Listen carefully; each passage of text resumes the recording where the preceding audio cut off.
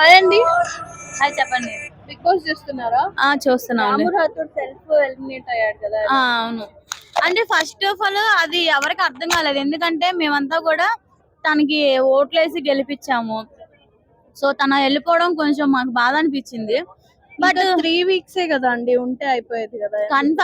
Confirm ఉంటే అయిపోయేది. But కాకపోతే ఏంటంటే ఆయన తర్వాత ఆయన ఎలిమినేట్ అయిపోవాల్సిందే.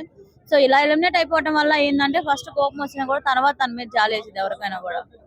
వై అని అంటే మంచి మనిషి, ఒకళ్ళని బాధ పెట్టే పని లేకోకుండా ఆయనకు ఆయనే సెల్ఫ్ గా నామినేట్ చేసుకుని వెళ్ళిపోయాడు అన్న ఫీలింగ్ లో ఉంటారు. ఈ సాయి ఎలిమినేట్ అయ్యాడు కదా, అదే ఎలా అనిపించింది? కరెక్ట్ అంటారా? సాయి ఎలిమినేట్ కరెక్టే కదండి. ఆయన గేమ్ అంతగా ఏం లేదు. వైల్డ్ స్ట్రోమ్స్ అని వచ్చి ఏమీ చేయలేరు కదా.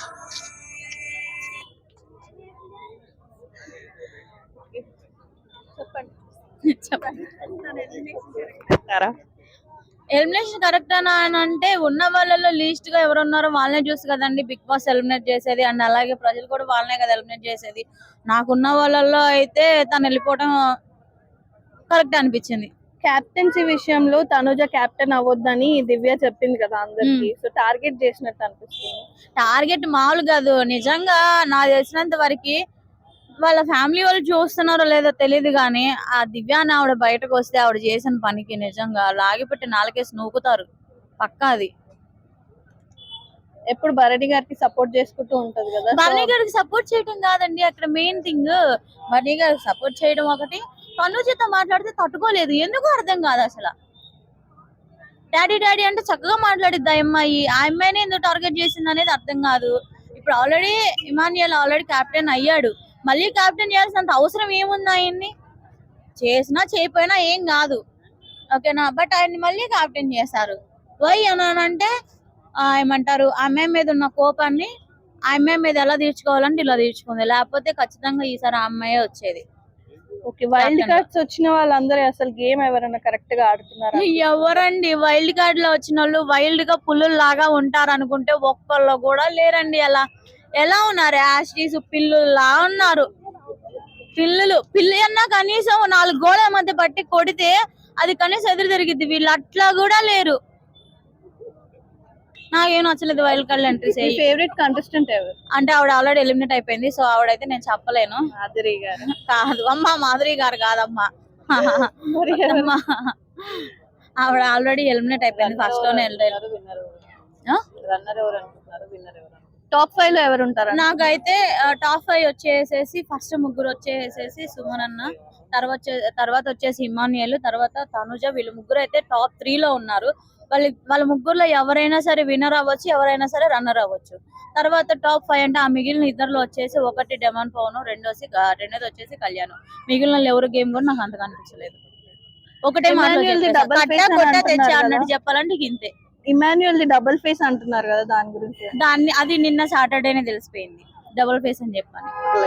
ఇన్ని రోజుల కష్టాన్ని నిన్న సాటర్డేతో మొత్తం పోగొట్టుకున్నారు ఇమాన్యుయల్. వై అని అంటే బికాస్ గౌరవకున్న ఏమంటారు ఆ పవర్ ని తీసేసినా పర్లేదు, నాకు నేను తన వాయిస్ వినాలి అని చెప్పానని తను ఫిక్స్ అయిపోయి తన వాయిస్ వినటం కోసం అని చెప్పని ఇచ్చేసారు.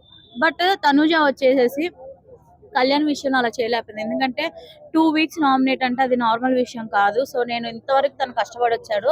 సో తన కష్టాన్ని నేనైతే వృద్ధా చేయదలుచుకోలేదని చెప్పి తన సిస్టర్ మ్యారేజ్ కి పెట్టిన నోటుని కూడా తను వింటాం మానేసేసింది. సో అక్కడ తను ఎంత మంచిది అనేది నాకు అర్థమైంది.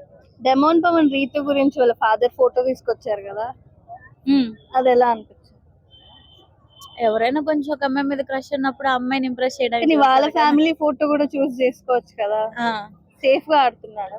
సేఫ్ గా అనేం కాదు, ఆయనకి ఒకలాంటి క్రష్ ఉంది కాబట్టి సో తను హ్యాపీగా ఉంచుకోవాలని చెప్పానని వాళ్ళ ఫాదర్ తీసుకొచ్చారు. ఓకే, విన్నర్ ఎవరు అనుకుంటున్నారు? చెప్పాను కదండి, వాళ్ళ ముగ్గురులో ఒకళ్ళు అనుకుంటున్నాను.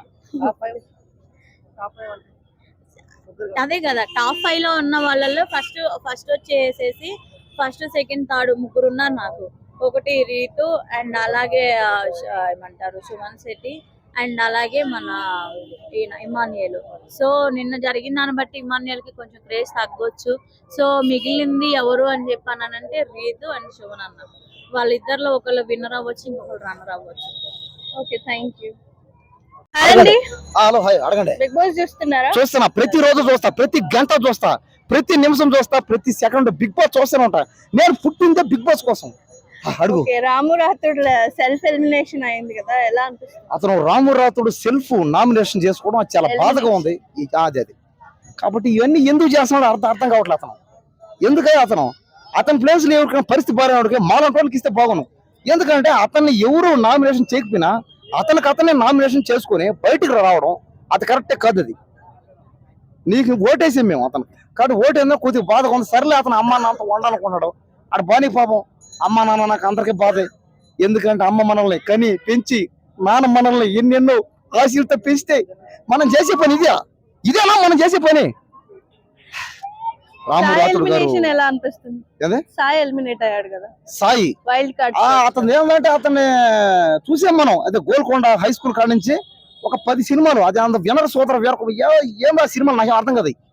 ఒక 10 సినిమాలు చేసాడు అతను, చేసి ఫెయిల్యూర్ అయ్యాడు అతను పాపం. అది యాక్టింగ్ డాన్సా, ఫైటా, డైలాగులా, రొమాన్సా, కామెడీ ఎక్కడ ఫెయిల్ అయ్యాడు అతనికి అర్థం కదా. అతను మళ్ళీ ఈసారి బిగ్ బాస్ నుంచి బయటకు వచ్చి చెక్ చేసుకోవాలంతా. అరే మనం చేసింది ఏంది, మనం చేసేది ఏంది, మనం ఏది చేస్తే బాగుపడతాం, మనం పైకి వస్తాం అనేది అతను చూసుకుంటే అయిపోద్ది.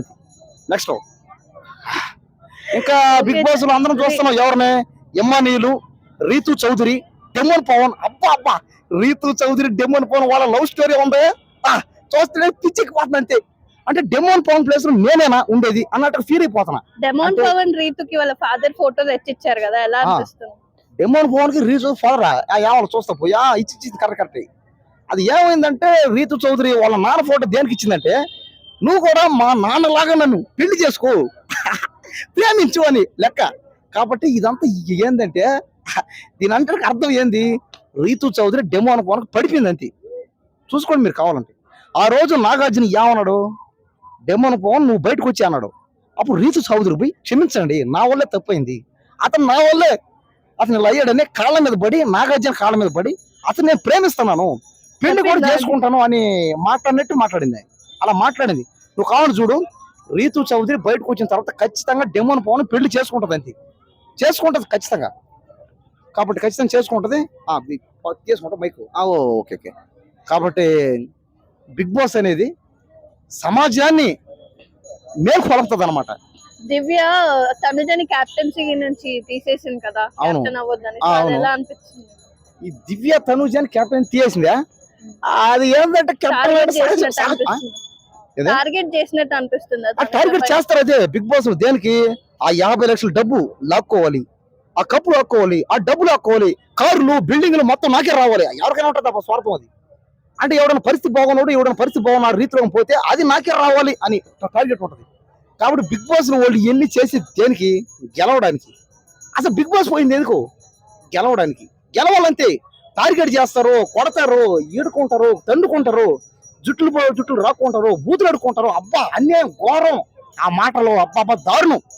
అంటే దీన్ని బట్టి ఏమర్థం అంటే పరిస్థితి బాగున్న వాళ్ళకి, మాలాంటి వాళ్ళకి, మేము టీవీలో కానీ ఫోన్లో బిగ్ బాస్ చూసేటప్పుడు అరే డబ్బున్న వాళ్ళు కూడా పరిస్థితి బాగున్న ఇలా చేస్తారు, మనం కూడా చేయొచ్చు అనే ఒక భావన రాదనమాట ఎవరికి. సుమన్ శెట్టి గారి గేమ్ ఎలా? సుమన్ శెట్టి అయితే ఆయన పెద్ద ఆయన.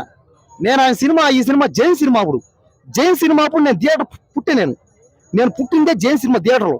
సుమన్ శెట్టి గారి కామెడీ అంట వస్తుందంటాడు జైన్ సినిమాలో. అప్పుడు నేను పుట్టా థియేటర్ లో. కాబట్టి ఇదంతా కూడా ఇంకా ఆ రోజు అసలు మర్చిపోలేకపోతున్నా. కాబట్టి సుమన్ శెట్టి గారు ఖచ్చితంగా బిగ్ బాస్ నుంచి బయటకు వచ్చి ఆయన మళ్ళీ ఇది వరకు లాగే ఆ సినిమాలు చేయాలి. భరణి గారి గేమ్ పెద్ద ఆయన కూడా దాదాపు ఒక 20-30 సంవత్సరాలుగా బిగ్ బాస్ చేస్తున్నాడు. అతని పెద్ద ఫ్యాన్ నేను. ఎవరికి? భరణి గారికి. అవునరా డప్ప నేను భరణికి పెద్ద ఫ్యాన్ నేను. కాబట్టి భరణి గారు కూడా ఎట్టోడు చేసి ఆ లవ్ ట్రాక్ ఆయనకి ఎవరితో, సంజనాతో ఉన్న దువ్వాడ మాధురి ఉంటే ఆమెతో బాగుంది. కాస్త సంజనాతో కూడా లవ్ ట్రాక్ చెల్లి అవుతుంది కదండి, చెల్లి అంటాడు కదా. చెల్లి కాదు, చెలి అన్నాడు. చెల్లి కాదండి, మీకు చెవులు సరి పనిచేయలే వినడం, చెవులు సరి పనిచేయలే మీకు. చెల్లి వేరు చెలియా నిన్ను చూడకుండా ఉండలేనమ్ము, నిన్ను చూస్తే రోజు నాకు పండగ. టాప్ 5 లో ఎవరు ఉంటారు అనుకుంటున్నారు?